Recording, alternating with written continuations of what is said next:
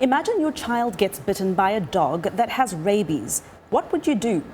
Tomorrow is World Rabies Day, and experts are stressing the importance of vaccination. Rabies kills about 56,000 people every year, more than 60% of them children, mostly in Asia and Africa. Children are most at risk because of their size. Rabies causes the brain and central nervous system to swell up. Death is extremely painful.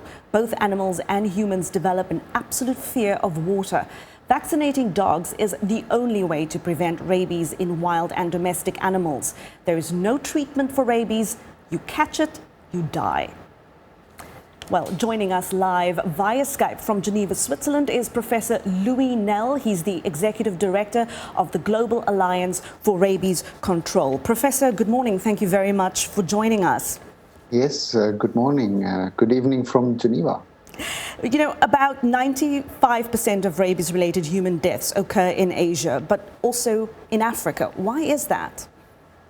In Asia and in Africa. And the reason for that really is the veterinary neglect of free-roaming dogs. Dogs, this is not a viable species.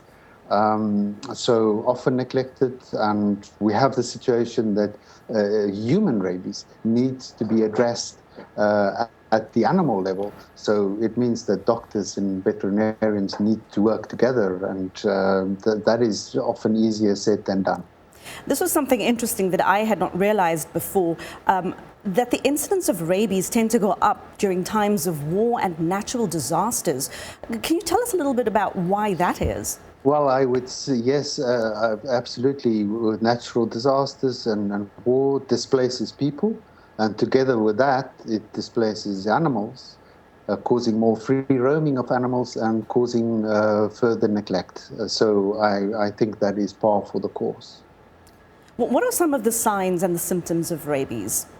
So there are some typical signs, but it can also often be non-specific, which is a reason why it is often missed. So we do get hydrophobia, like you said in your introduction. You can get aggressiveness, you can get hypersalivation, you can also get paralysis. Unfortunately, these are symptoms that can often be confused with encephalitic meningitis or cerebral malaria. A study a couple of years ago from Malawi indicated that, or proved that 11% out of 134 children diagnosed with cerebral malaria, 11% of them actually died of rabies. So it is often misdiagnosed. Professor, tell us, what can parents do immediately to treat a bite or a scratch by a rabid animal, especially in far-flung places where people might not be able to get to a doctor very quickly? That is a very good question. I think a very important thing is to wash that wound with soap and running water for a number of minutes. So very thorough washing of the wound with running water and with soap. This is as an immediate intervention. This is critical, but then of course, if at all possible, treatment should then afterwards still sought. Carry on. Professor Louis Nel, thank you. Please enjoy the rest of your evening. It has now dawned on me that it isn't morning, but evening. And thank you very much for your time. That is Professor Louis Nel from the Global Alliance for Rabies Control, speaking us from Switzerland, Geneva.